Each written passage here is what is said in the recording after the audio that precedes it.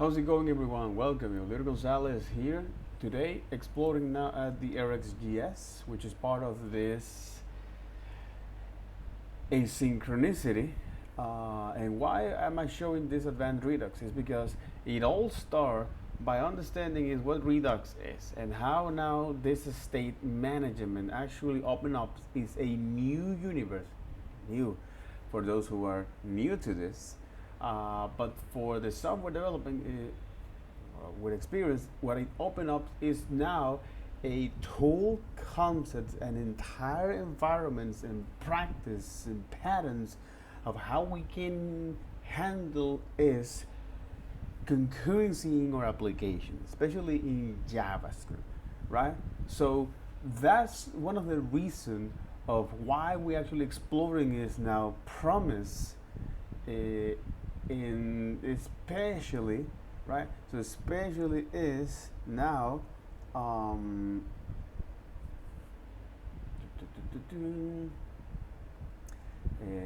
yep, and especially here, let me see. To recap about this, quick recap about Redux, right? The Redux fundamentals, and as we now look at how you can create this kind of applications, which allow you to now is to keep track when a state change, when an object change, when a property on an object change, specifically the value property of an object change, right? How you can actually is give you some sort of this feedback, how you can now keep track of all of this property object change, aka state change, right? So we look at the Redux API and what is this behind the scenes, and how you can now, by running is your Redux, it exposes you now this API, okay, which is now create a store and some other functionalities that are more relevant. So for example, create the store, we're going to create now the state that is going to be keep track of. So create the store, you have now bind actions creators, combine reducers, apply middlewares and compose, and all of this come from the way of how you can now create is a flow to detect state updates and detect change, and that is the flux architecture. So by having now a dispatcher that, or by having an action that dispatch an actions to modify the state and then reflect those changes on the UI, and anytime the UI detect a change, it's going to repeat that process, the action dispatch, and mutate the state and then update the UI. This is something that applications like Redux or any application where you need to detect change on the UI and then keep track of those changes and reflect back, Redux actually allows you to do this. And this is something not only for UI development, but for any time that you need to keep track state change, right? That is very, very expensive. And because of this, we have now a set of tools that allow us to do this. Especially on Redux, this is when now the functional programming and the concurrency kicks in. Especially of how can we now deal is this state updates when we need to wait for stuff at some point in time, right? So that's why we look at the, and this is also applying with middlewares, okay? That's actually why we look at the middlewares, right? And how now middlewares actually allow us to intercept an actions to add a behavior between the dispatch and the reducer, and the dispatch is this function that is going to now trigger that state update in our reducer that was going to recreate a new state out of that, okay? So it changed to get, so you can change together middlewares, and this runs during the dispatch process. In other words, before the reducer, before you actually update the state, and you can also run that after the reducer. So because this middlewares, especially the idea of Redux is to say, hey, let's going to keep separate is the state update logic from any asynchronous behavior. Middlewares is the way of how you can actually do this.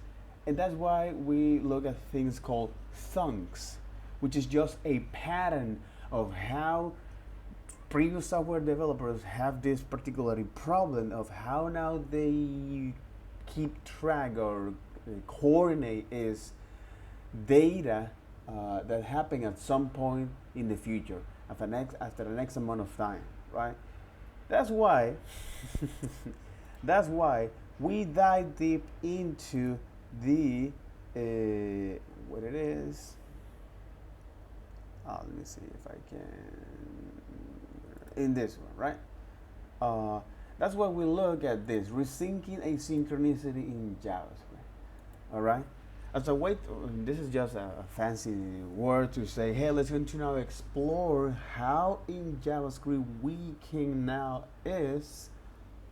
create this how to understand now the asynchronicity, what asynchronicity means in JavaScript, what are the tools that we have to do that back in the old days, initially with callbacks, and what are the problem with callbacks, which is this inversion control and they are not reasoned about because this is not the way how we plan stuff. It's not a line of how as a human planning stuff.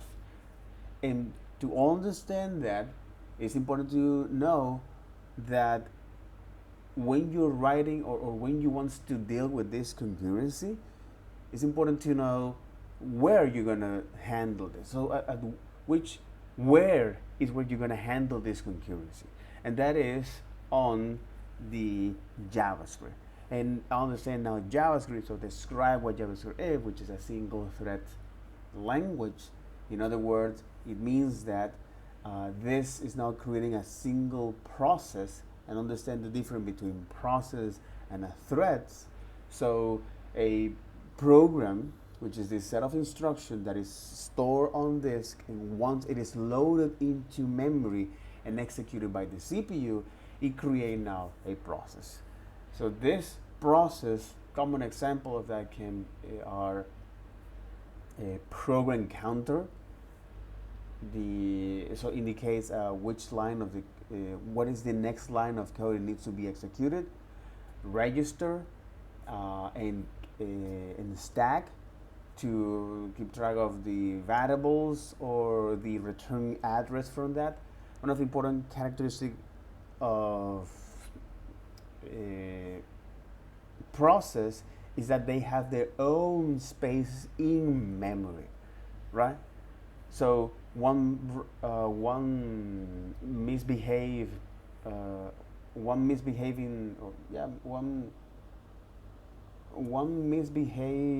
process cannot interrupt other processes.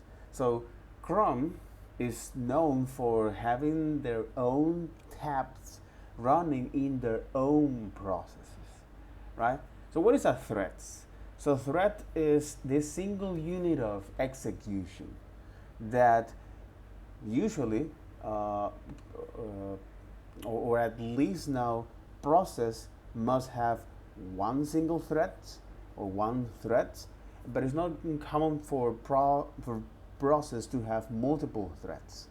But because now JavaScript is only a single thread, it is more accurate to say that those process example that I described earlier, like stack, register, and like stack, register, and program counter are just part of the threads. All right. So because threads now live inside of the process, and therefore they share memory address, known as the heap. So one of the trouble is that one misbehaved thread can entire break or can entire turn down a process. So how now a process and a thread is handled here, and I know this is a little bit go beyond the scope of today's video, but it's just to understand that how do we get here. So the process and the threads is the way how now the OS handle that is by now schedule that. So the use is the this process known as context switching, where now a process when a process when a process execution when a process get into the CPU, so a process executions get in here, so another can run. So this context switching, which is something that is very expensive operations, since now the OS needs to keep track of the data structure particularly the state of that process, as well as that it has now internal data structure to keep track is the state at which that process is, and the memory that the process needs, the virtualization or the pagination of the process required, because this is an expensive operation. There are now mechanisms like, and it is interesting, there are mechanisms like concurrency. So there are mechanisms like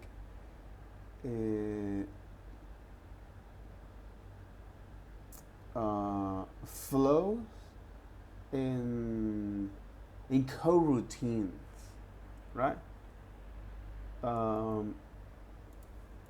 I am bringing this from the byte go, like this, especially on process, intro to processes and threads. Okay. Not from this, right? It's much like this. Process. How does the operating system run a thread or process on the CPU? This is handled by context switching. Exactly. This is handled by context switching. During a context switch, one process is switched out of the CPU so another can run. Switch out of the CPU so another process can run. The operating system stores the state of the current running process, so the process can be restored at a later point in the time. And resume execution at a later point. It then restores the previous states of a different process and resumes execution for that process. So in other words, you have now a scheduler, this coordinator, that is responsible in the OS to handle is processes and threads, right? Where this is handled by context switching, where it takes now when a process switch off so another process can get in. So the OS need to keep track is the state of that process so it can resume executions later, at a later point, right? Because context switching is so expensive, and if you can imagine that in your own daily life, when you do context switching from one task to another, you are not very efficient at solving one thing at a time. This is also quite interesting because this architecture, this context switching, okay, context switching mechanism in operating system, all right, context switching in operating system. That's what it is. Last updated 11 December 2023. That's interesting. Exactly. State diagram on context switching, executing, and process one operating interrupt a system call, save state into PC, and then reload the PC state, right?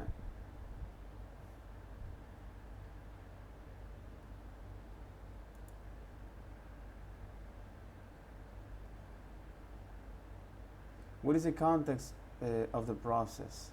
The context of the process consists in a stack space, address space, virtual exactly. The context of a process consists in stack space, address space, virtual address space, register set, program counter, instruction register, program start of word, and generate a process register, as well as a stack pointer. What causes a context switch? A context switch can also occur as the result of an interrupt when a task needs to be accessed to this. And this is quite interesting. Preempting of non-preemptive scheduling. Context switching in operating system. And this is also quite interesting because by looking and exploring is this, all right? The OS basics and all that kind of stuff. And there is a very interesting book called the OS operating system. Okay, that's quite interesting. So operating system books. Okay. No, but it's most likely to understand now these operating systems, right?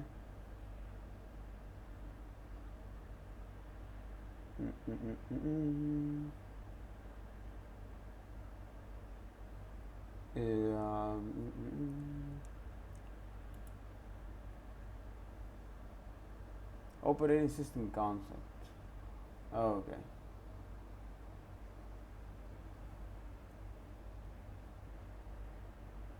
Operating system.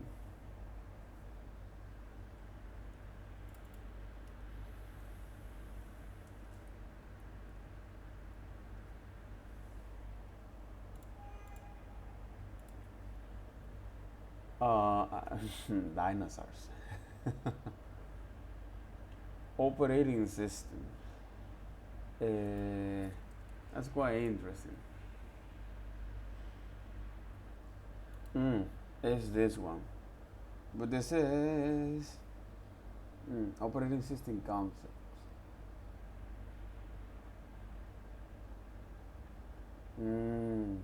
Jesus, and I get it why they put all of these dinosaurs. Yeah, this is one book, bro.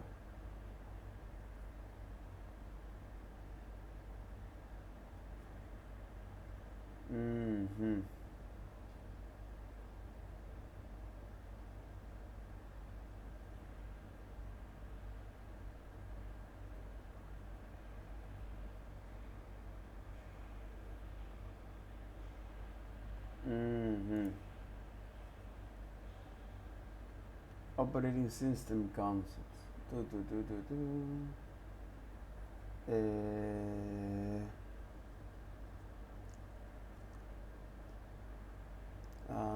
I'm not sure.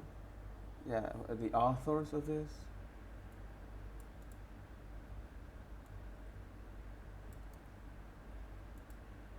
Okay.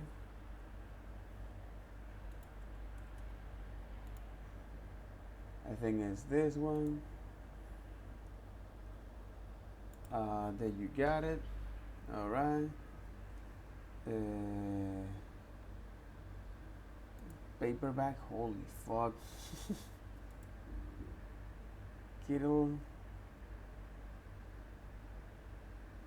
To keep it fresh up to date with contemporary example of how operating system functions, as well as enhance interactive elements to improve learning and student experience with the material. It combines instructions on content with real-world applications so that the student can understand the practical use of the content. End of the chapter, problem exercise, review questions, and programming exercise. Able to further reinforce important concepts. New interactive self-assessment problems are provided throughout the text to help the student monitoring their level of understanding and progress. A Linux virtual machine, including C and Java source code and development tool, allows students to complete programming exercises that help them engage further with the material.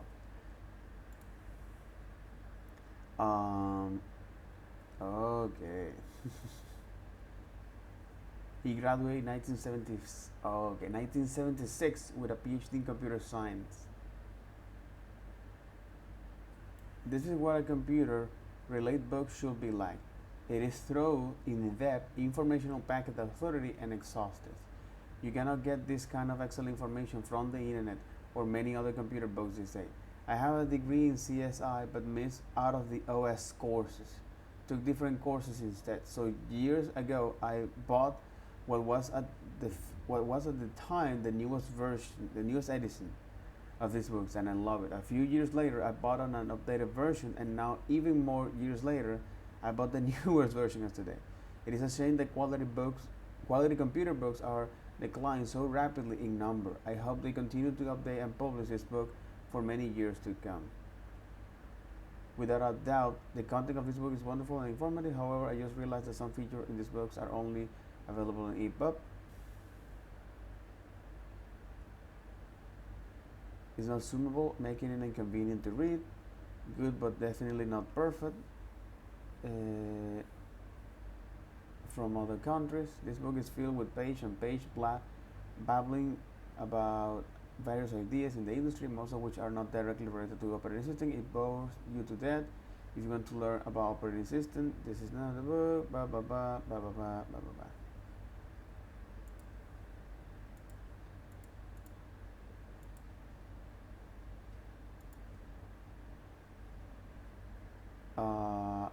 That is interesting. That is quite interesting because this is something that at least we should know how that works. Okay? At least just to have the basic notion of this. At least to have the basic notion of this. Operating systems and all that kind of stuff.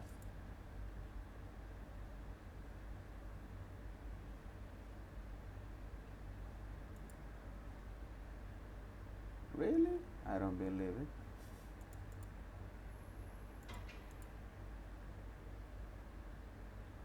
Overview: computer system organization, computer system architecture, resource management, protection and security, virtualization, distributed system, kernel data structure, computing environment, free, libre, open source, operating system services,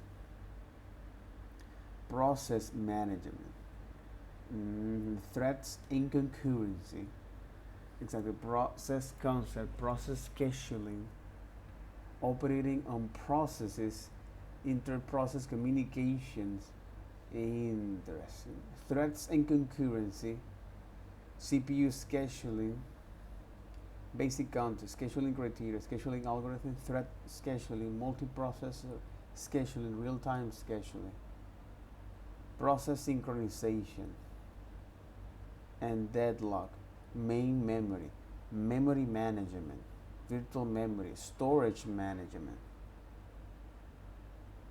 file systems, security and protection, advanced topics, virtual machines and network and distributed systems, case study, Linux system, Windows 10, and the appendixes. That is quite interesting. As a way to develop is a notion of this, right? As a way to develop is a notion to this.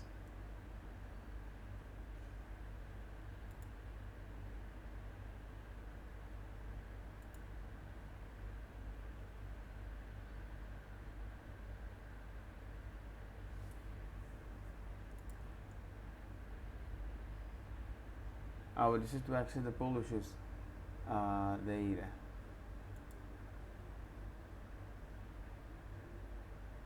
Mm-hmm.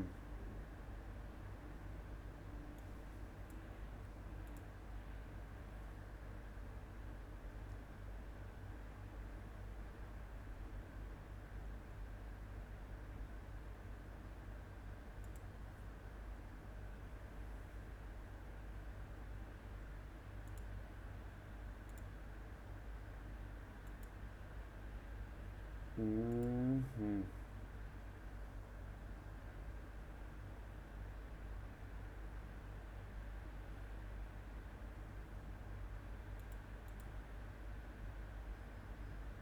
Mm-hmm. Okay, okay. Because I know that I need to get that. Yeah, that'll be something for another time, okay? But because I need to get that as it is.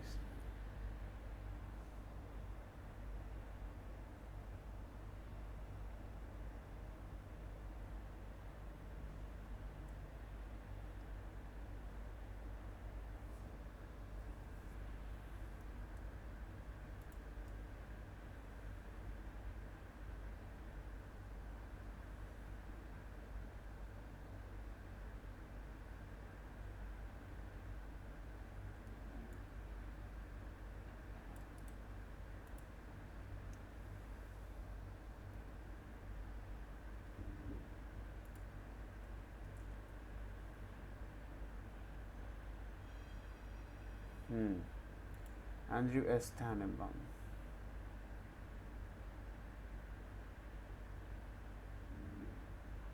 God damn it.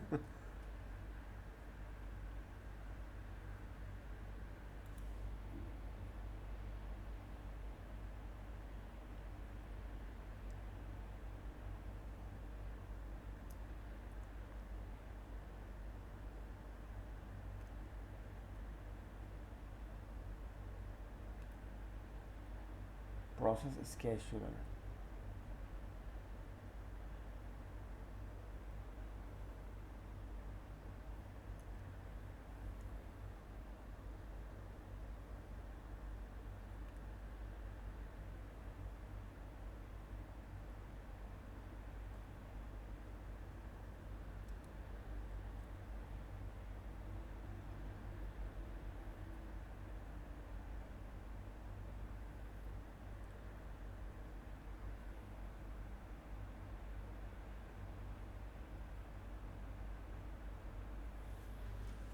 Hmm. Hmm. All right.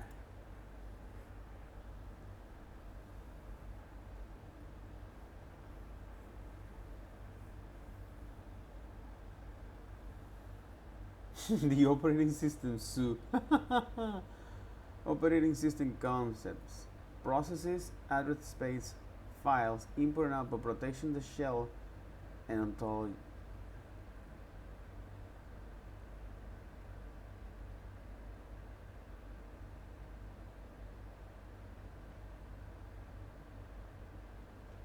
The process model. Process creation, process termination, and the threats.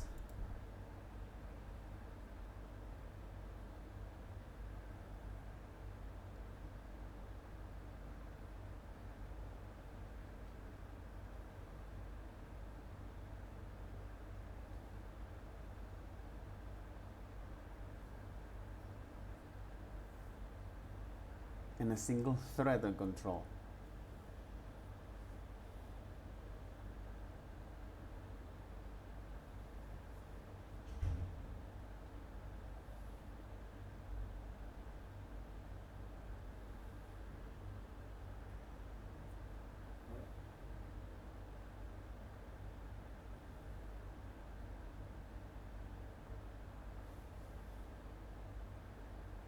Mm-hmm. From Tannenbaum. That is, this is a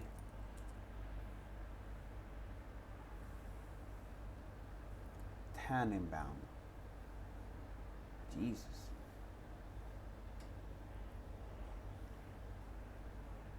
What the Tannenbaum.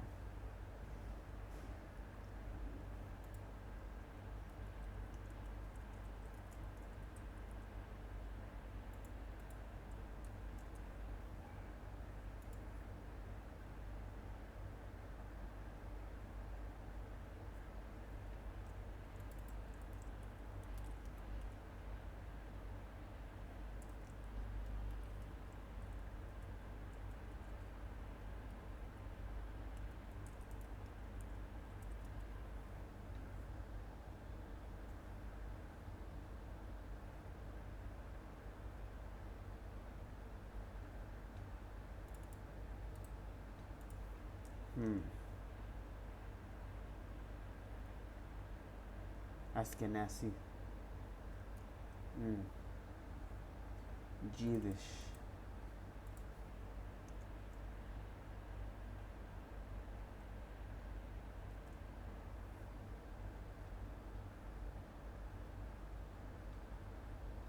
Tannin.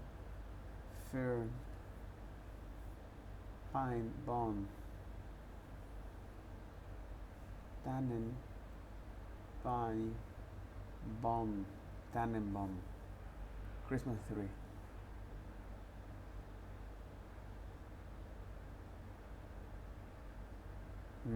And it's interesting because the Jewish oh my god, here we go. No, yeah, and I am not, I, and I get it because a lot of these Jewish was exposed to this kind of content and information and data that we did not, and we are now going to expose to this kind of content, and it is up to us to decide what to do with that, right? Oh my god. Oh my god. All right. Jesus, God. French toast, man. French toast, bro. French toast, bro. Okay.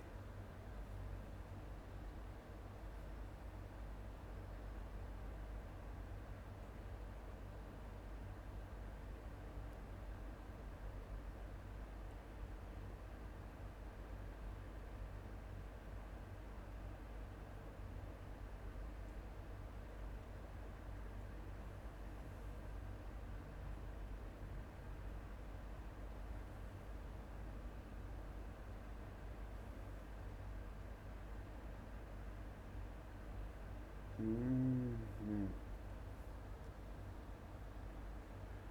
Mm-hmm.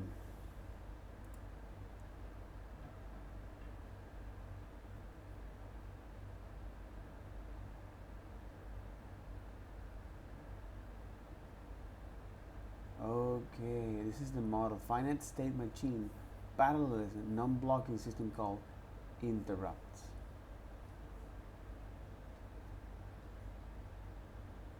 Mm-hmm. Implementing threads in user space, implementing threads in the kernel, hybrid implementation, scheduler activations.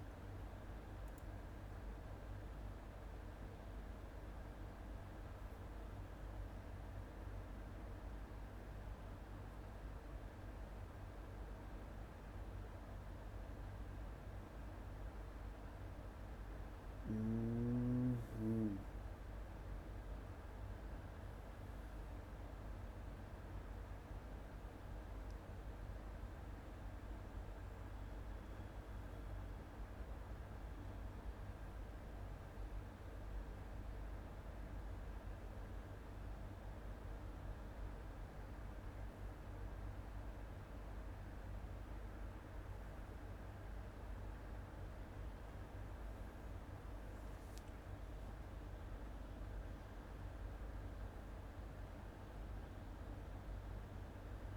And scheduling. All of this is for processes and threads. Memory management of address space. File systems.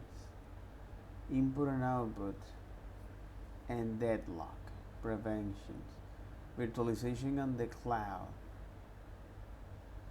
multiprocessor systems, the security environments and operating system security, controlling access to resource, former models of secure system and basic of cryptography, and malware defense in case of study, Unix, Linux, and Android. Okay.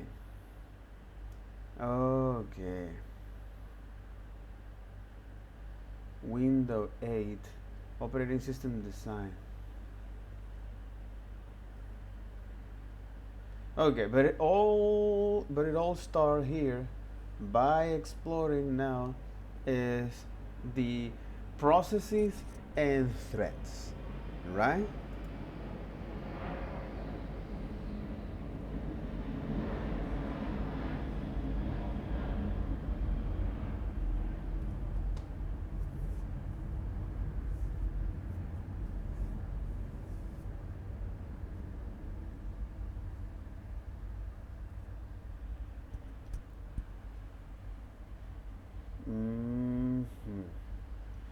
So this is the reason.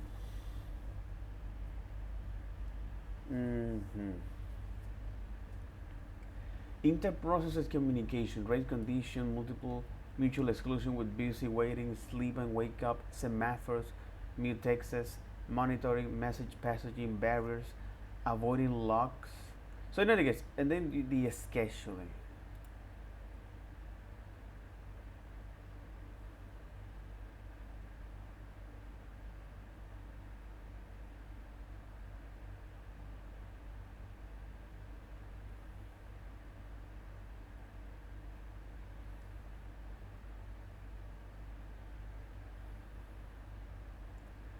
Batch and time sharing services, requiring the scheduler to decide whether a batch job or an interactive user at a terminal should go next.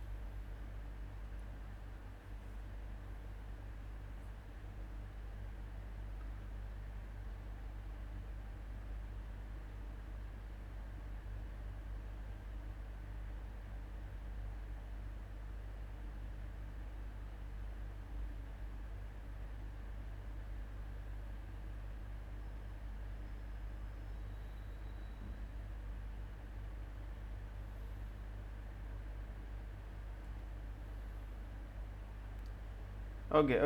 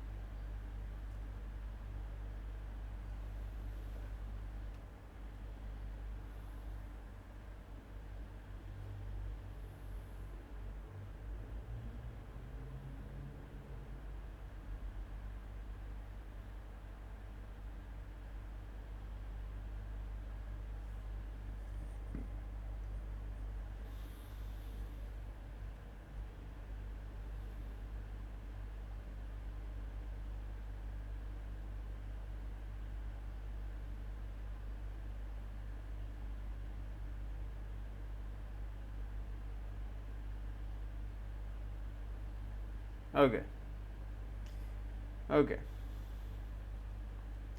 But again, I just want just to at least get the basic notions of how you can describe now a and thanks to you, man. Oh my God, shout out to you. I'm gonna buy that book. I'm gonna buy that book because I think this is something important to describe as a way to create now this story, and then elaborate that so you can now actually go what we really care about. What we are explaining is now the the terms of processes and threats, and especially in this environment in where what we care is just to know how to coordinate is all of these tasks that will happen at some point in time that overlaps at a time.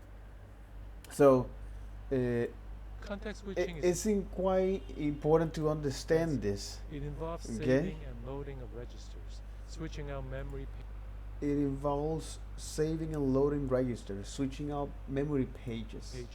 and updating various kernel data structures. Switching execution between threads also requires context switching. It is generally faster to switch context between threads than between processes. There are fewer states to track, and more importantly, since threads share the same memory address space, there's no need to switch out virtual memory pages, which is one of the more expensive operations during a context switch. Exactly, there is no need to actually make a virtual memory. When you are scheduling its threads, when you are running multiple threads, or when you are now switching different threads, context switching in threads. Context switching is so costly. There are other mechanisms to try to minimize it. Some examples are fibers and coroutines. Fibers and coroutines. These mechanisms trace complexity for even lower context switching cost. In general, they are cooperatively scheduled. That is, they must yield control for others to. Exactly, they must yield control for others to run. And this is exactly fair use of this. And this is exactly the reason of what I'm describing here of the threats and processes, and understand how this is different, and how now the OS manage processing of threats, and how now threats are way much cheaper than managing processes, or in other words, scheduling processes and threads via context switching, which is one process can switch off. So one process is switch off from the CPU, so another get executed.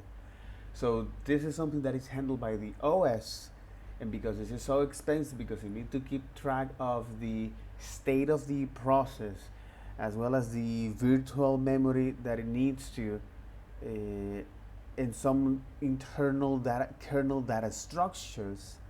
So doing a thread context switching is less expensive than a processes, since now they share the same memory address that live inside of the process. So because this is so costly in terms of time and resource, which is also something that if you are doing this kind of tasks, so for example, if you are sending a message to your mom, your parents, or your family, your friends, when you're doing that, well, if you switch to another task, for example, is cooking, then you go back. As long as you know what you're doing, and you have now the context of that, you can quickly switch tasks for that. Another good example is if you're working for something or for somebody in a particular task, you need to be focused on that, because when you get interrupted, you lose the context, So this is why it's so expensive. At least just to give now a real life analogy, and how now it's expensive from the computer sense in terms of research. So times and space, yeah, time and space. Okay, we're getting a little bit philosophical here.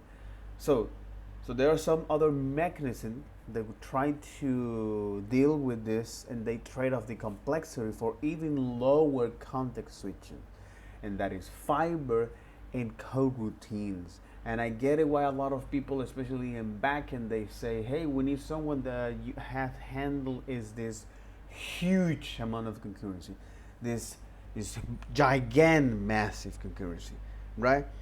Yeah, I get it. I totally get it. I totally get it.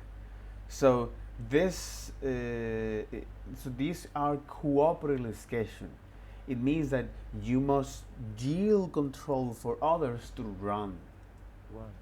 In other words, The application itself handles the task schedule. self-handles task scheduling. It is a responsibility. It is interesting. It's the application itself that handles the task scheduling, not the OS. The application to make sure a long-running task is broken up by yielding periodically. This concludes our discussion of process and threads. If you'd like to learn more about system design, check out our books and weekly newsletter. Of course, man. So, this is a very interesting video. Shout out to you, Bye Bye and Go, to actually create this stuff, so we can now have a more broad perspective of what is a process and a threat. Okay, and describe that here. So the TLDR of this is because in JavaScript this is a single thread. In other words, it's just a single process that is now created in memory and has its own memory address. Now, how we're going to handle this is our concurrency. This is a good thing. Especially when we need to wait for tasks to be when we need to look at tasks to when we need to wait for some tasks to be completed. So it's now at the application level that we're going to handle our concurrency. And a good analogy of that is something that I'm not going to dive too much. It's just briefly describe how you can create your own async and await. So for example, you can create here is a generator to create flow, okay? And here we're just going to say, hey, I want to yield now is a API request to the HTTP. Let me put it here, so in JSON placeholder.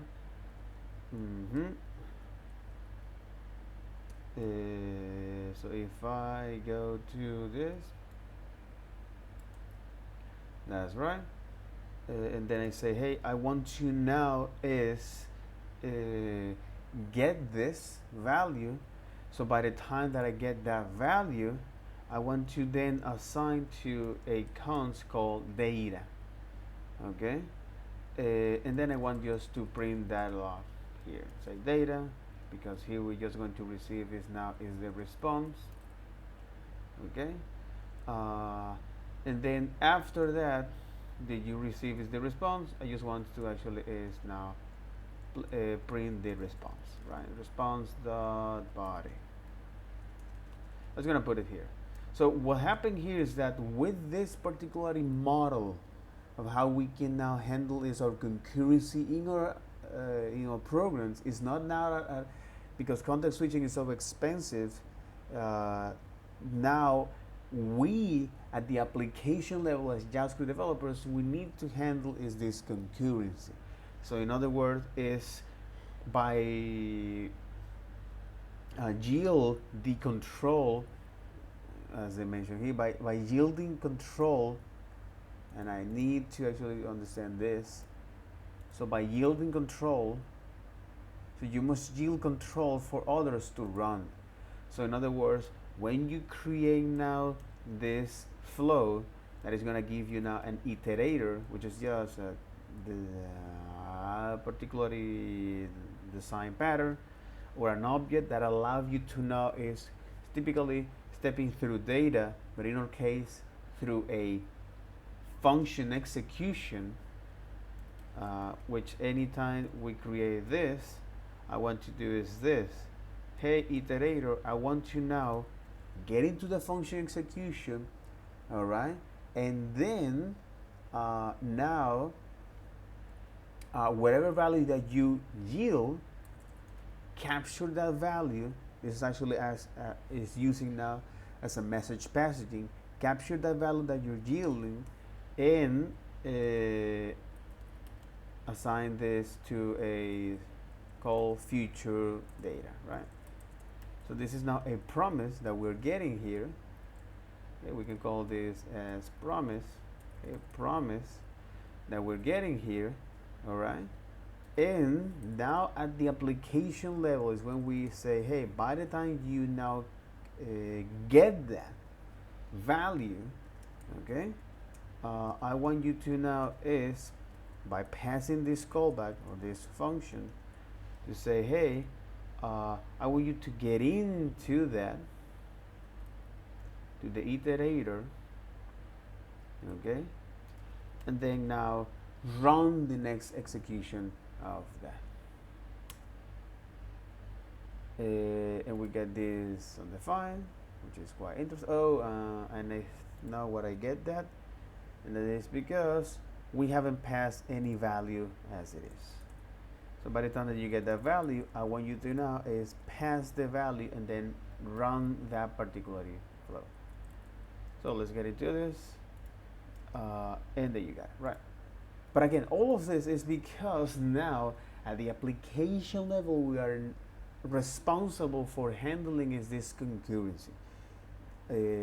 So this is one of the things that this is one of the tools that we look over the series of videos to actually understand that this is now the tools that we have to handle this concurrency. Previously, we have callbacks. We also look at the trade-off, the inversion control, and the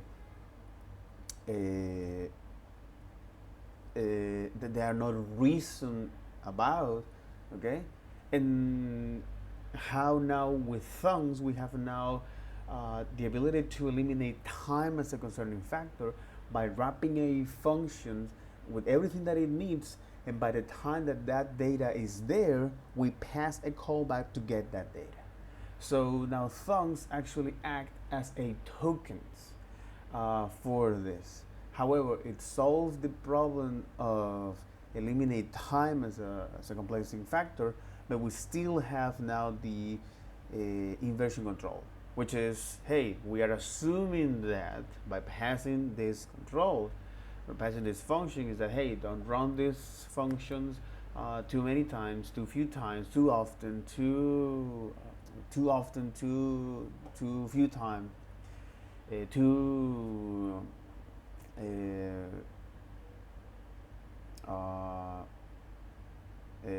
not too late, not too early, don't swallow errors, preserve the state of the data, and that is when now promise kick here.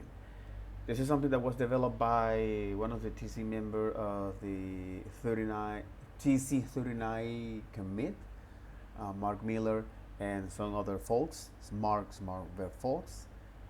So we have now is these things called promise. So promise now eliminate the problem of inversion control, because we are now have the guarantee that by the time that that data is resolved, we're gonna get that value or an error. Okay, so we look at what are the most common abstraction that we can go with, that all settles, that promise at all settle, raise, and any, and when it comes to now make our code a synchronous code to truly look like synchronous, we explore now generators, which is something that we actually create here, which instead of actually now interrupt the function of your application, okay, or instead of running this function to completion, which is the default behavior Now with generators, allow us to control is the execution of that function by get in and get out, by pause and resume, pause and resume, pause and resume. So why this is important? Because now with generators, and I think this is quite interesting segue. This is part of the way of how you can now. Let me see if I can get this.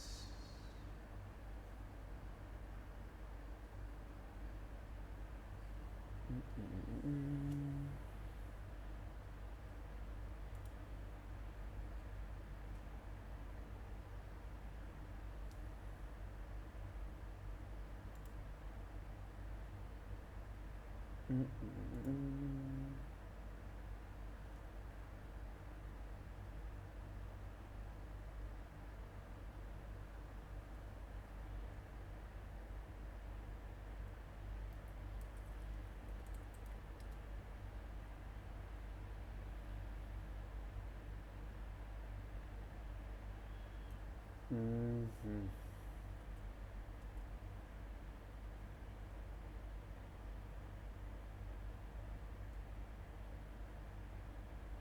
Mm.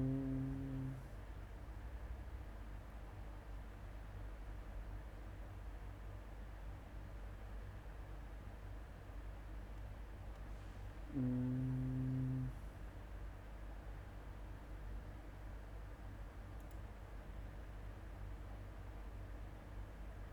So, but in any case, the point of this is just I just want to bring that out from a particular source.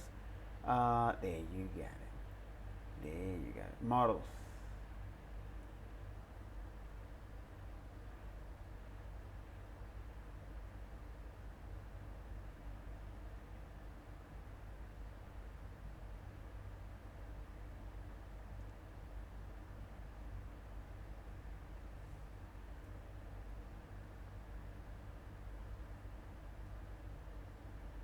Mm-hmm.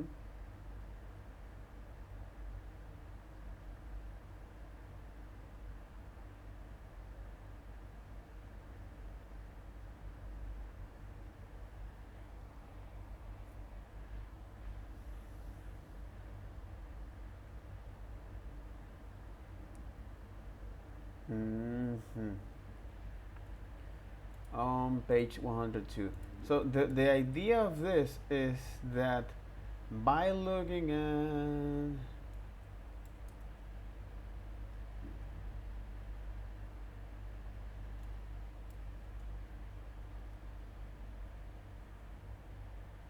oh holy shit, this is Rushki.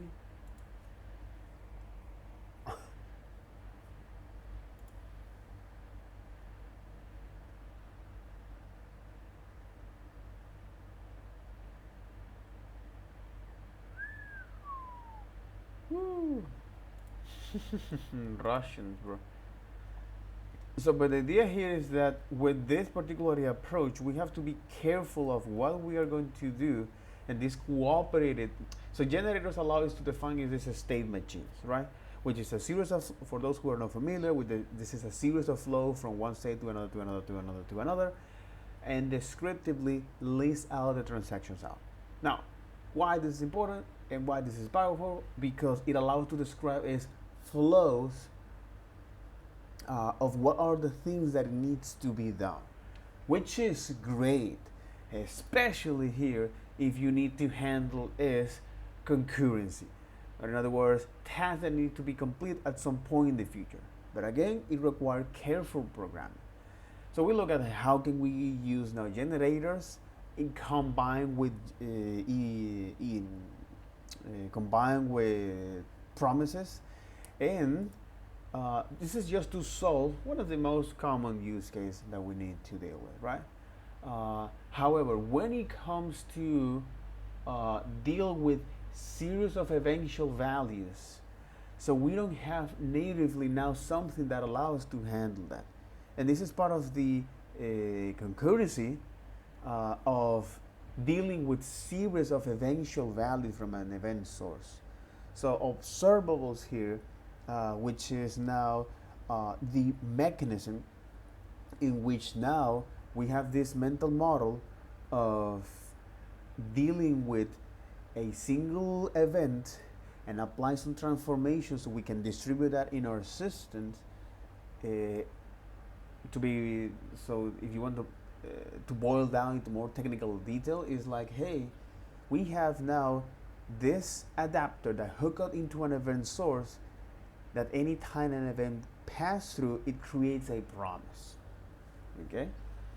Now, because of that, and this is useful for UI developers that needs to handle is all of this series of incoming events that might happen. So, for example, user inputs, all right. So, for example, like typings and avoid any race conditions, or do some data treatment for that, or when it comes for data that you need to check that comes from the server, okay. This is something that is widely useful, and why we look at the the RxJS library, okay. So by exploring now a little bit of the RxJS library, and yeah, it makes a lot of sense, bro. It makes a lot of sense. And how can we create now observables, and what observables are? You can define your observable, which is your streams of data, whether it's with primitive or with more complex data structure. How you can generate that using off and from, and off is for the sequence of values using as primitive or objects, and from allow you to create now a sequence of values, whether it's promises, observables, iterators, and generators, right? And there's some way of how you can now work with that. We also look at the most other common observables, for example, from events, bind callbacks, and and timers. We look at how can we create a sequence of values using timers, and also how you can now consume those sequence of value by subscribing them, and the other is by stop the execution by unsubscribing that, right? As a way to save its memory from that. Now, the idea of exploring this and also look at this RxJS library, which is something that is widely used, and it was developed by smart folks at Microsoft, and I get it. You know, and then I get it. All right, is that, hey, now let's take a look at the most common operators that we can use. So pipe as a way to now pipe all of these different observables that we're creating, operators. And then we have take, we have skip, we have map, we Redux, scan. Usually scan is what you want as a way to now intercept or to get one single value from that and apply some transformation to generate a new state of that. For example, Redux apply that functions to all of the elements and then give you now a single value. Basic operators with exercise, and the other is the take until, skip until, manipulating timelines by actually using is the debounce and throw, and they are part of the same coin. They are the two sides of the same coin. So throw is, hey, I'm busy. Okay, wait a minute. I'm gonna let that pass through, but wait a minute. Whereas the bounce say, hey, once you chill, then I'm gonna do whatever you need to. So I need a moment of peace. So by sending all of this, the bounce, and then I'm gonna do that. So throw is say, hey, I'm gonna let this thing pass through, and then after an X amount of time, I'm going to do that. Whereas with debounce, it is, hey, I'm gonna wait until you chill that X amount of time, and then I'm gonna do the thing. So this is now throw and debounce. Okay, so let's go to at least recap that a little bit, because I think this is quite important. Yep, absolutely. As a server, mock services, enterprise UI development, now e-client, go grafter, RxJS. Fundamentally, here we are. Yep, I think this is executed. That's right. What about now? npm start. Okay, and here we are. Okay, good. Now on merging timelines, as you can see here. Okay, is merging now. Merging timeline now is manipulating time.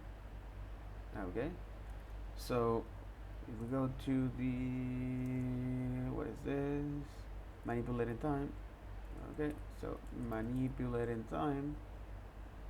And the application, there you got it. So manipulated time here, and if we say, for example, hey, I want to now, instead of doing this, I want to say, hey, debounce time, okay, for, I think it received a number for 2 seconds, right? So here on the bottom click, like this, on the bottom click,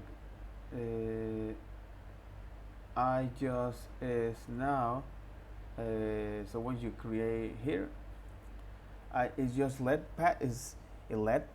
the bounce would not let pass through. The bounce will say, hey, I'm gonna wait until you chill out a little bit, and then I'm gonna do that. So I'm gonna wait for this time to pass of stop receiving events, and then I let to do that thing.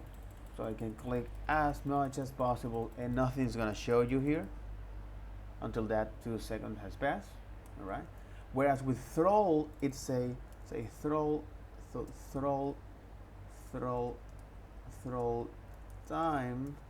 Okay, you say I'm gonna let this pass through, and then after a amount of time, I'm gonna do that again, and do that again, and do that again. So it's this way you can see the first time, the second time, and the third time, because it's that letting that thing pass through, and then after the next amount of time, okay. So this is why it's quite important here to describe is these two concepts: the debounce time and the the debounce. All right, the debounce and throw. So now with that understanding, and then we move on to merging timelines. Okay, as a way to look at how you can now is get these two source of income, this source also this source of these two streams, and then do something with that. So for example, here you can say star, all right, and I'm showing is only the first elements, and then I'm going to apply that. So I'm using this concat for that. Exactly, it makes a lot of sense. You can also use fork join. Say fork join. I don't know what this is going to do. The fork join. So let's get into this. I think it's one thing after another. Oh, I'm gonna wait for all of them, and then I'm going to give you is the combine join. All right, it makes sense. So from all of this, I'm gonna give you now is the combine this fork join. Interesting, very interesting. So now things are starting to load. It's starting to make a lot of sense.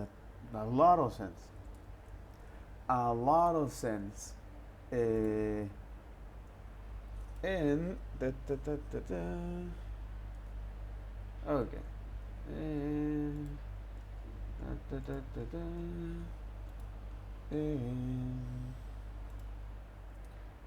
let's get into, yeah, let's get into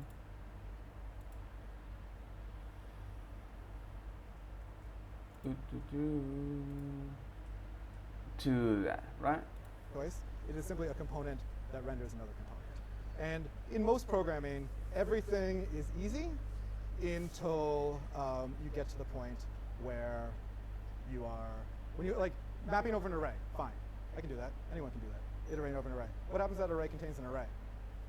Oh, well now you've got to recursively go into that array, do everything in that array, so on and so forth. Right? And so you can either use recursion, and like, for instance, JavaScript these days, right, has a built-in like flat map. The idea of like take this multi-dimensional array and just make it one regular array of all the values. That is also super useful in terms of working with observables, right? Okay, they have clicked, great. But that click, like maybe what you want to map it into a promise. Well, a promise, in this case, will also become an observable. So now you've got an observable floating down your observable stream, right? Well, really, you don't want the observable in that case, you want the value. All right. Some of these operators be used to implement an undo operation in case an optimistic UI update should roll back. I mean, you could, right? Like, if you think about scan, you can take care of all of the state, right? There's also, you have the ability to kind of replay in some cases. I think with scan is probably the best way to do it, right? Because for a lot of these, we'll see the ability to like, switch between pieces, but keeping track of that state and taking the different events that kind of go through and be able to manage all of that will let you kind of adjust that as you go along. So, with most things, everything is easy until you have things that appear in other things. So for instance, this would be problematic. Remember when we slammed on when we had that original delay in the notification, we slammed on a bunch of times, and yeah, we waited 2 seconds, and then we got all of them, right? If you wanted to theoretically have a observable that then will use of to then delay it a certain number of milliseconds, well now you have an observable in your observable. And so you know what you'll get is when you subscribe to example, you're going to get an observable, because that's what you return from your map, right? Exactly. That's what you wanted. Yeah, sometimes we don't get what we want. We get, what JavaScript tells us we get, and we like it. So that's what we'll get in this case. And like a more common example is the button got clicked, or here was a string, or here was an array of things I want to use from fetch to get observables. Again, now I have a stream of observables that have a string. What I really want to do, if I can take 2 observables from the top level and merge them together, I should be able to take observables in my observables and flatten them into the main observable, like the sacred timeline, if you will, and merge my timelines into the main timeline in this case. And if you're thinking I should be able to do that, good news, you're thinking correctly. With math so one something strategy like for doing this is an operator called merge all. So merge all will basically take all of the kind of child observables in your stream and merge them together, just like when we merged the first and the second observables before, right? Now, this is common enough that there's also a fun helper called merge map. You want to take a lucky guess what that does? Merges maps together? Yeah, it's like flat map, right? It maps, and then it merges them all together. So a lot of times you will see that If you want to create now more more frequently than you will observables. map and then merge. You'll usually just merge map and save yourself a whole, I guess, 9 characters, or 10 characters of code. I guess the comma, so 11 characters of code. You can merge map, and you can do it all in one pass. And a lot of the rules that we saw before apply as well for concat. So concat will do the same thing. It will do what concat did previously. You'll map over all these items. They'll become nested observables. Play through the first one, then play through the second one, then play through the third one, right? Or so on and so forth. Right? It all depends, like, the unique problem that you're trying to solve. If you don't Because have you're opinions, returning merge is your best choice. You're like, Exactly. whatever. Exactly. If you don't have an opinion, merge is your best choice. But here is like, I'm now concatenating is observables here by mapping through this series of events, or by mapping through by mapping through this observable. I'm gonna get that and then apply some sort of transformation. It's like, hey, let me weigh something, and then I show that it only takes the 4 letters, and then you're going to concatenate all of that. Someone admitted, I want to deal with that value. But there are times where you want to coordinate and orchestrate the different asynchronous events, and that's where concat and 2 other fun ones are going to show up. So the more useful ones, even merge map super useful, concat map sometimes useful like when you need it in particular. Switch map and exhaust map are like cousins of the bounce and throttle, right? And they kind of again work they work the opposite of each other. Switch map says drop whatever you're doing, something else has emitted. I don't even care what I was doing previously. Forget it. I don't want to know anymore, right? I want to do the new thing. Exhaust map is a little more stressed out. It's like, I'm very busy, I'm doing this thing, I'm not doing other things, I'm done with this thing, and then, if anything else is there to be done, I will go do it. The interesting part is, like very similar to debounce and throttle, switch map will simply cancel, stop, no more. It'll move on to the new Okay, switch map, I tell you. Exhaust map will just ignore things until it's done, right? When it's done, then if something else wants to emit, it'll switch over to that one, but it will finish what it did, what it's done previously. Now, we've talked a little bit about autocomplete along the way here. So for instance, like, cool, maybe they stopped typing for 300 milliseconds. Our debounce time has fired. We're ready to make another request. I don't care that you're halfway through an API request that's taking too long. We're done. They're no longer searching for that. I don't want to know when it comes back. I'm uninterested, right? We have new things we're searching for, and when that request comes back, whether it's before or after the other one, right? If you have like a slow internet connection, you're like, the first request might come back after the second one. You don't want to update the UI for the thing that you're done searching for. You want to update the UI for the thing they most recently searched for. Exhaust map will be like, we're loading things right now. I know they're rage clicking that button. We're loading things right now. We're doing it, right? This is maybe for data that's not going to change too much. You don't need to fire off a bunch of different requests. Like this request will get them the data they want. Just don't fire off new requests until this comes back. And then if they want to search again, fine, right? This could be a field where it's like, we are loading the previous thing. Cool. There's just a few more that we won't play with too much, but I just want to like make you aware of their existence. Remember we saw fork join before? It gave you the last value of all the observables. Combine latest all will simply, as long as all of them have emitted, it'll wait until each and every one of them emits. Once they have all emitted, you'll get an array of all the values, right? So if there's still one you're waiting on, you don't get anything. But once everyone has done something, you'll get an array of all the things that happen. If you are impatient and want this ASAP, you can use a start with to kind of kick off each one of them. Combine latest get an array each and every wait time. For them right? all so to emit at least one, if you're building a UI, like, and then hey, run, and then any time right? one of them emit, give us an array where their with mouse all is. of the latest values. I want to know what color, right? These are all things that can change, right? Give me the latest of all of these things, depending on what we're doing, right? And then combine latest with is just a way to kind of, I want to rely on this other observable. Get me the last one of that every time. So the question is, if you use exhaust map and things happen while you're doing the first thing, are those things backed up into a queue? They're completely ignored. They're dropped, right? We're busy. We're not doing those things afterwards. They could have rage clicked to their heart's content. We're not dealing with it. We're not doing it. We're finishing what we did in this case, and we'll go ahead, and when we're done, we'll do the next thing, right?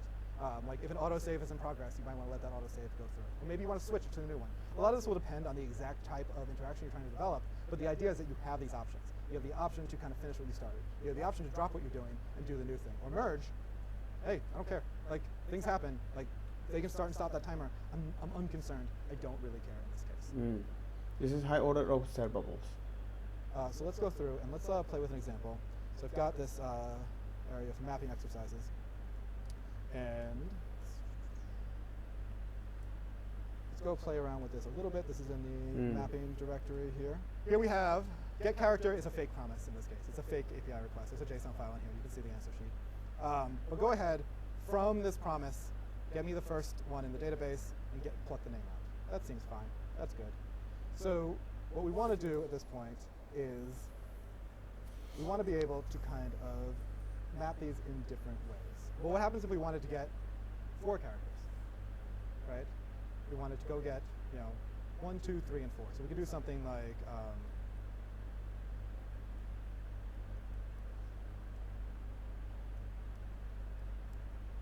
1, 2, 3, and 4. And maybe this is what we got back from the API that they were looking for. And what I want to do is I want to take those numbers. We'll see, I'm going to do this wrong first. We'll map them, and we'll say for that number, I want to go get that character. Let's just start with the full character at this point. I want to create now a new observables. Okay. And we'll get that nth character. Exactly. When I create these observables, I'm Right. gonna get that And you can character. see that this doesn't work great. And if you look under the hood, these are a bunch of observables. So I can merge map them. Because instead of because you map. are returning is observables after all. You can say merge map. We gotta require that one. Uh, Solve this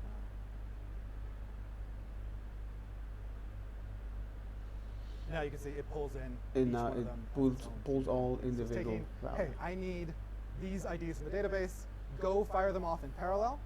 As they come back, put them onto the page. Right? So these are all getting fired in parallel, and as they come in, they are getting handled. Right? So you can begin to kind of like play around with pieces of this as we go through. So we have the ability to switch between things. This seems kind of interesting for us. Like, what could we do here? I think switch map is one of the more interesting ones, and like once you kind of wrap your head around switch map, you can also theoretically kind of get a sense around how to deal with exhaust times. Just what logic do you want, right? Like the kind of usage and syntax isn't too different, but it's this idea of like figuring out how to deal with different pieces of this along the way. So I'll actually show you a simple implementation of it and kind of play around with it a little bit as well. We'll look at it, we'll kind of try to implement it also. So I have this playground that I built. This is the kind of under the hood piece of it, right? Well, actually, I'll take it for a spin in a second. But we've got, the start and the stop that we've seen before. We've got this ability to clear. All that does is clear out the DOM. It's not really important for us. But we're going to merge. We're gonna merge pause, is play and pause. And then Okay, we're gonna into one switch single between- subscribe into one if it's single running, we're going to switch between observable. whatever observable we care about. If it's running, okay, where now is running is on all of this, okay, which is the value that we're getting from this, which is true or false, except from this observable, from these two observables, the value inside of this is now is running, is true because this is Boolean, that's what we are emitting. If this is true or false, Or this special observable. There's two is a strong one, but there are two special observables that RxJS gives us. One is called never, and the other one is called empty.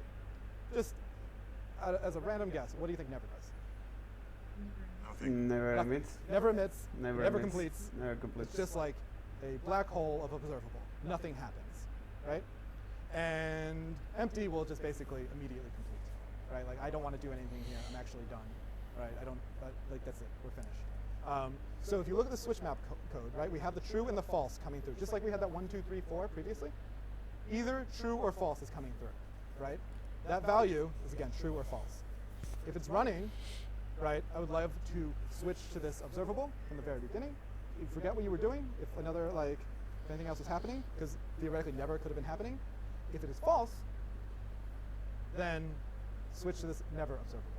So it means that when we're running, we'll listen to whatever. This could be, for instance, an interval, right? You can see how this might work for our timer, where we say, cool, switch that interval that's counting away. If it's false, redirect to the never observable, right? So now we have the ability to change the flow based on other events that kind of come through in this case. So with that, what we kind of want to do is see if we can get that working with our counter, because we have a lot of the infrastructure in here. We had a play and a pause button. We had an observable that we care about. What we want to do is now we want to merge together those two buttons in our basic counter, right? And then we want to switch between that interval observable and never based on the given state that we're in at a given point. This is So here we have interesting because our you can now from observable this. counter. This is the way how you Need some from this updates, high order right? observable. This This is goes the back way to the how you question can we had before of, extract like, this it's information and then important to see work how skip and on and take that. until we'll start and stop one, but this Okay, gave us it an makes observable it makes that was basically sense one-time here. use.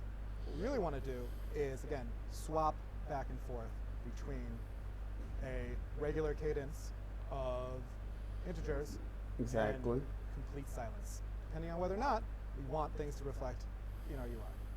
So one of the things that we saw previously is instead of using the events, we took a look. We used map. We can use right? this map. And let's add this up here.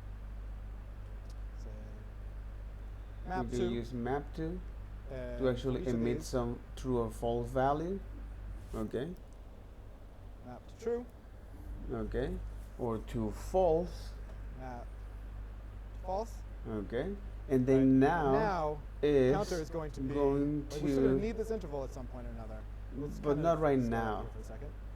And Okay. counter is reliant, it's merging. It's clicks on merging that button, right? those Depending clicks on on what that the last button. event on should I be running, should I not be running, it will then redirect its output in a different way. So we'll say counter in this case.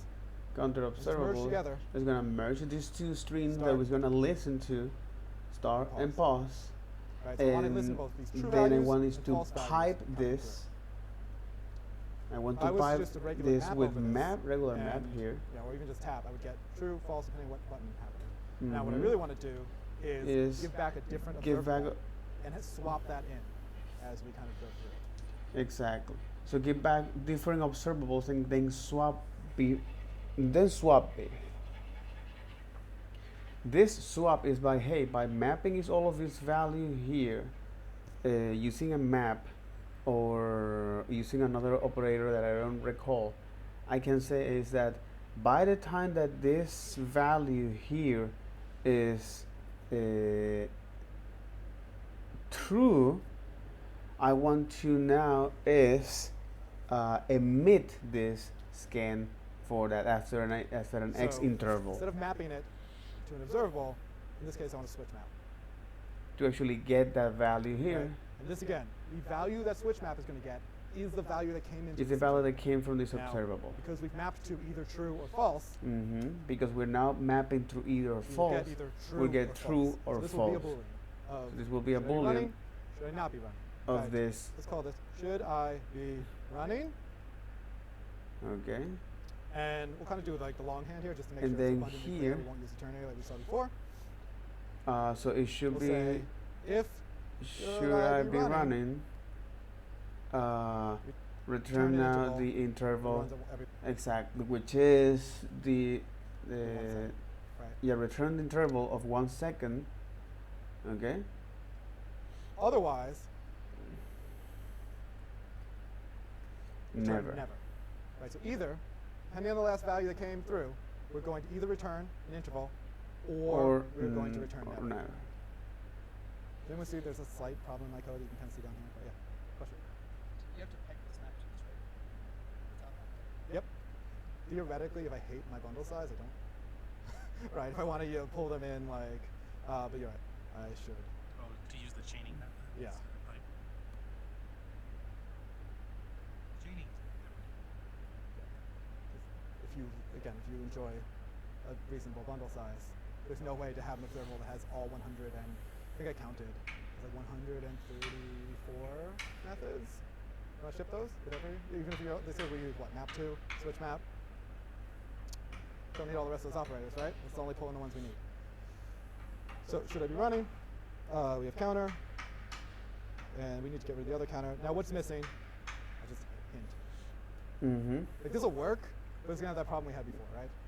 Which is you'll get a fresh count every time. You will not pick up where you left off because this is returning a brand new interval. Interval. Right? So But this one's gonna start at 0 or 1 or whatever. we need to every actually time. is What we pipe really want to do is is that's fine, but we want to pick up where we left off. So we'll grab this scan. well. okay.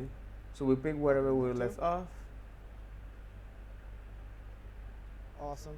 So yeah, now depending on which way this happens, we should finally reach the promised land of 2 buttons and a number that do roughly what we expect it to do. So because as will now is return is an interval of 1000. So whatever the value you're getting here in the total here, which is your either is an observable with true or false, but in this case is or 2 observables that is going to return. The one thing that I've noticed is that like the IntelliSense, I'm just going to import stuff for you. It's a little squirrely if you have both of these. You can start it, you pause it. So you pause this to pass to an observable that is never, okay, and then you Start it resume again. that. You can pause it again. Now if I took out that scan, you kind of see I can start it. I can pause it. If I start it again, it goes to 0. The reason for that is I'm getting a fresh observable every time. I'm getting a fresh observable The every time interval here. Pumps at 0, 1, 2, 3, 4, 5, so on and so on.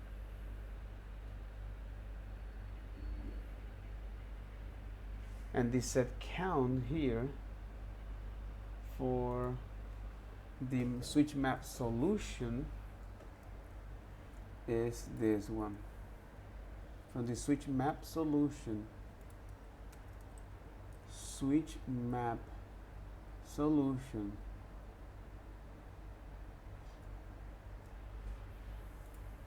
exactly, basic counter with switch map solution here.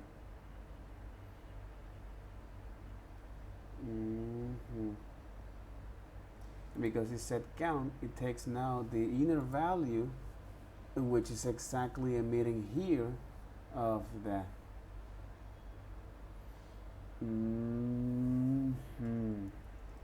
So now if we go back to our counter here, like this, mapping exercise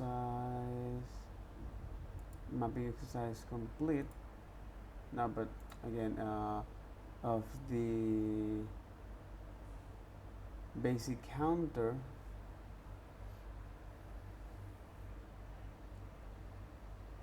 but basic counter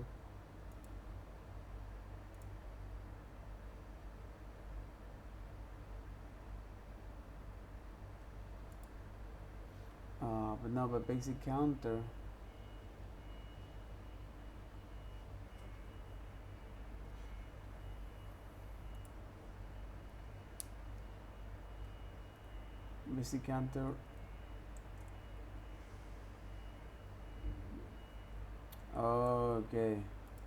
So the point of this is to replace this basic counter here with this. So instead of doing this, where you create this to subscription, by the time you do this,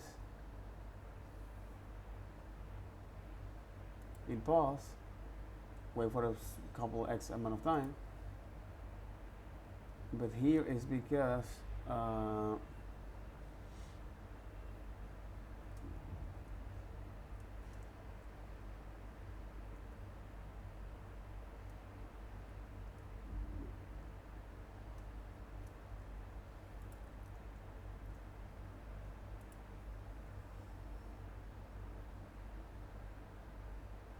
and when we pause here, oh, I think we didn't import never. No, never is already imported. And it creates a new observable here. That's what happened.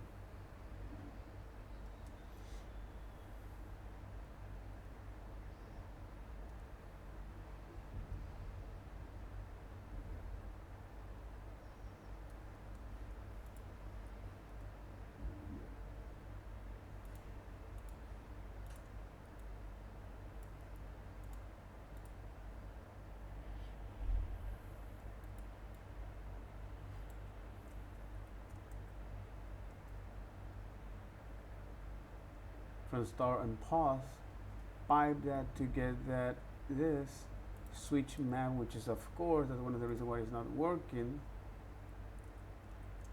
Switch map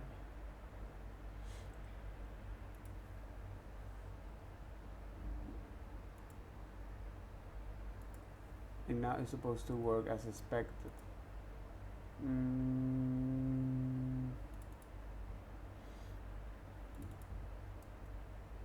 Oh, because we haven't imported scan. Alright, now this is supposed to work.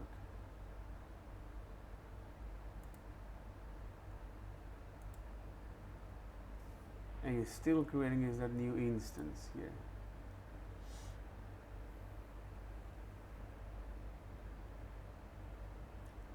We got merge, we got from event, we got merge, we got pipe,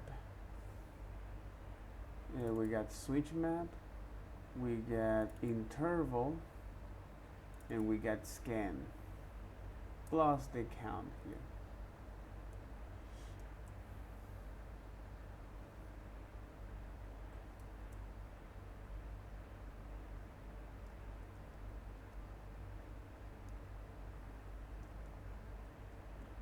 Oh, it's because we never is emitting that as expected with map 2, which is something which is pipe, map to say, hey, this will be the value that I want you to emit, which is true. All right.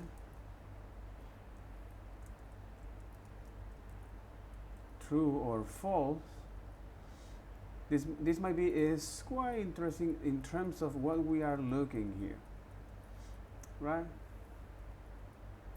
I'm just going to use now tab here to see what's going on here.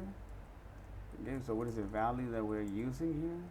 What I want to do is something like this, a console log here. If I want to actually is now print that log to inspect that. Interceptor is not a function. Oh, I get it, because this must be something like this. You get, hey, whatever value that you're getting, tab is useful for print that log in here, right? Oh, I didn't import that. It's because this is not from tab. Load dash is from a Redux.js operator. Okay, and there you got it. Say start. We should see is what are the values that we're getting here, right? And that's what happened, because we are getting its value.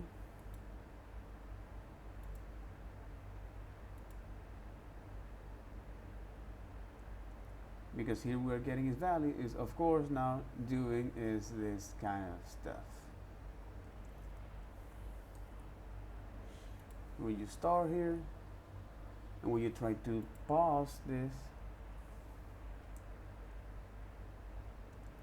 what you're doing is just creating is a new observable behind the scenes, right? But this is not what we want. In fact, we want to check.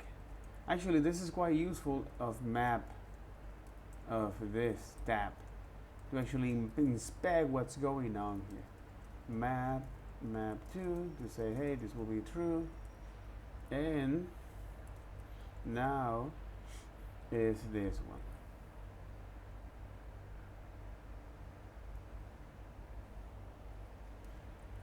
All right, and as you can see, now it's going to emit is true.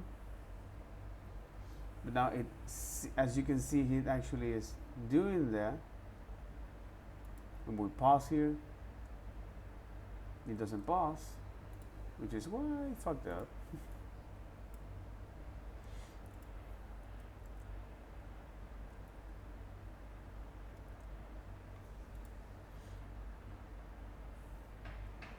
You know, initially we're passing is true, and this is false.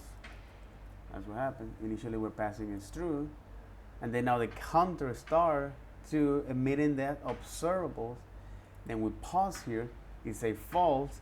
It redirects that into this black hole of observables. All right, and then we resume the execution there. But it creates a new one. But scan now takes is the previous value and then update the current value for that. That is mind-blowing. I think this is quite fucked up to actually create now an observable, a timer from that. Holy moly, bro. Jesus, French those guys.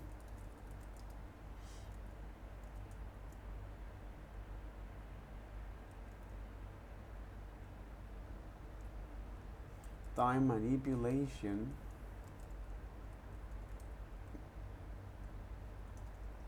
Git stash. All right. Git push, everything you have on the time manipulation as it is. Everything is up to date. And it is quite interesting to create now a timer for that. Holy moly, bro. Holy moly, bro.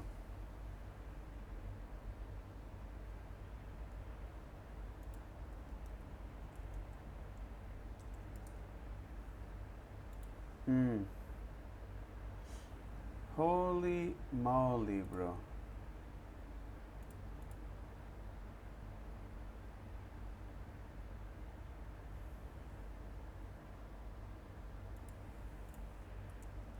Holy moly, bro. Git switch to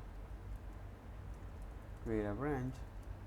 High order observables.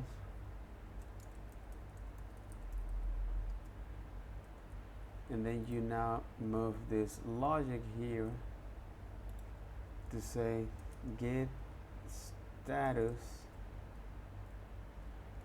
to see if this works as expected. We run the star and then we pause here. It redirects that to these observable black holes by defining there in the switch map. Okay, and then if we detect another running, we're going to now is continue to evaluating that.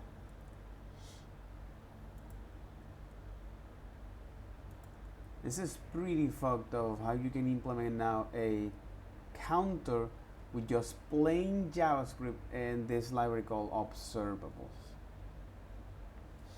You can also implement is now a timer and in a little bit more complicated by creating now a closure, and then in that closure keep track of that counter state, and then inside of that define is the intervals.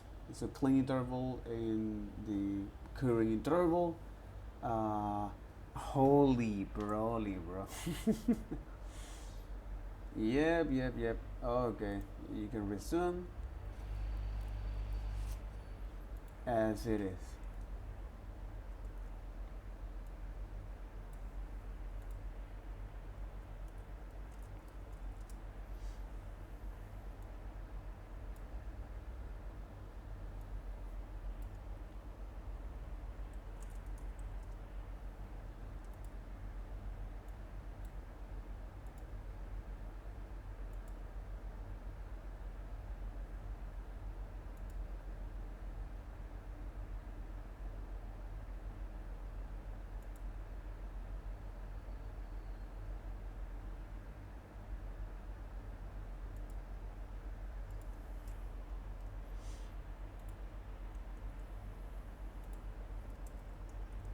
Get status.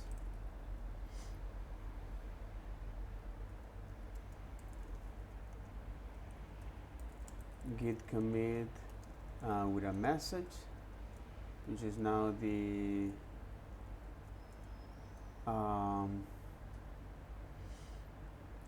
counter with observables here. With switch map, exactly. Counter with switch map by listen to events.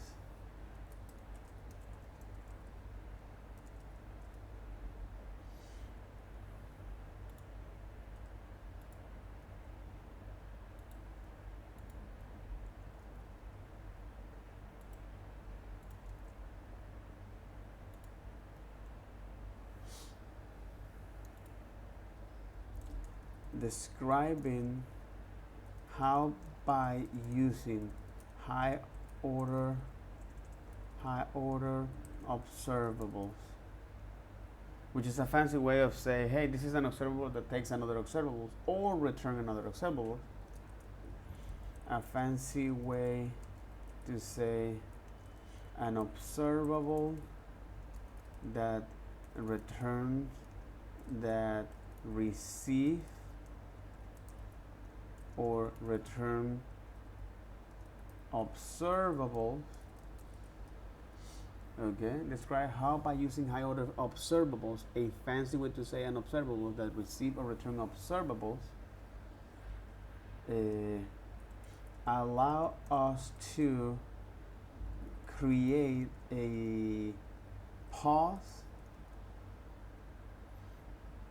pretty much like a stopwatch, like a timer, a counter, stopwatch, a counter, stopwatch, a stopwatch counter, right? Holy moly. Switch map. By working is with that.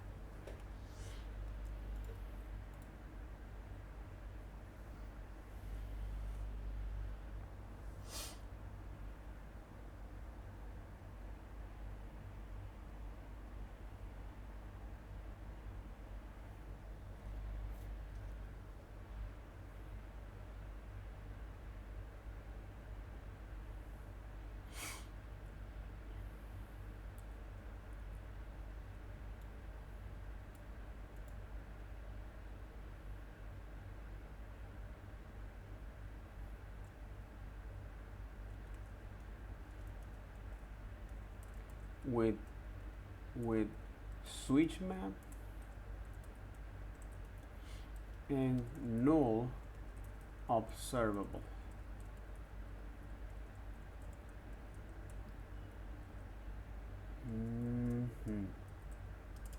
Again, this is if you want to deal with this series of a string that comes here.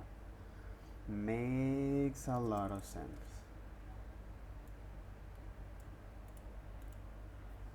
Okay.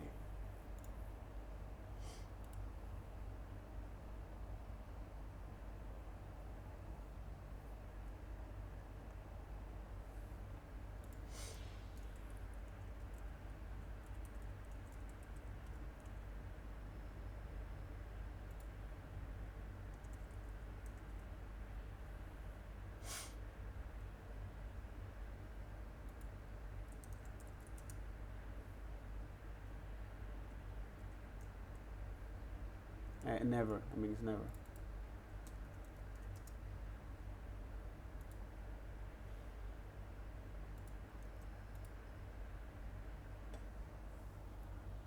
And never is complete.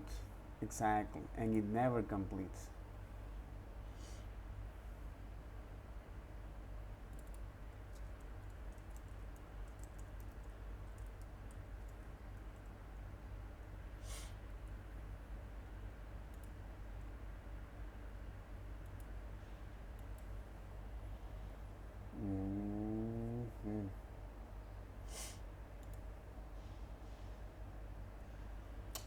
Coño de su puta madre. Malditas.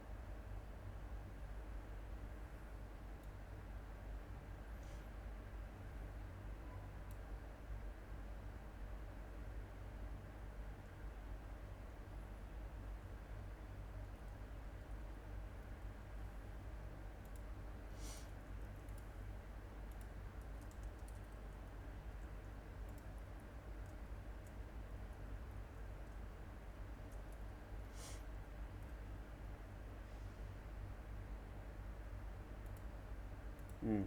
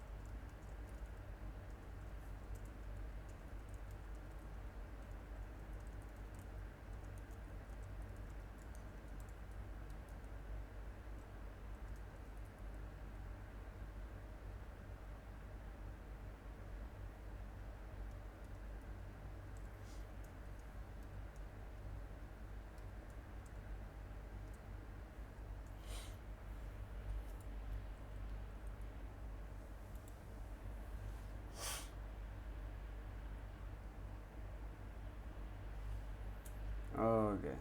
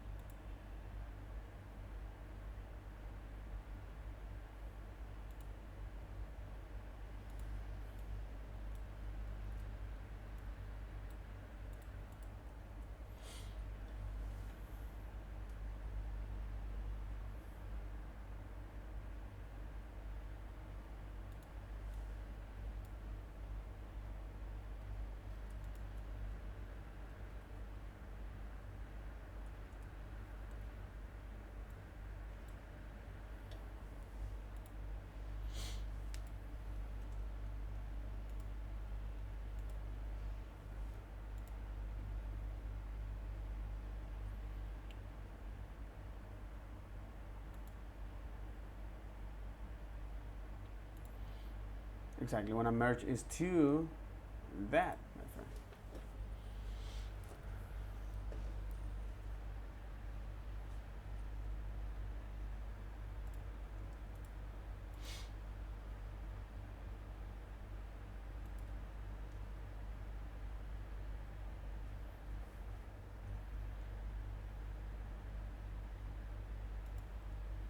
Okay. This is just to create now this simple exercise. So that'll be all for this video. Take care. Bye bye.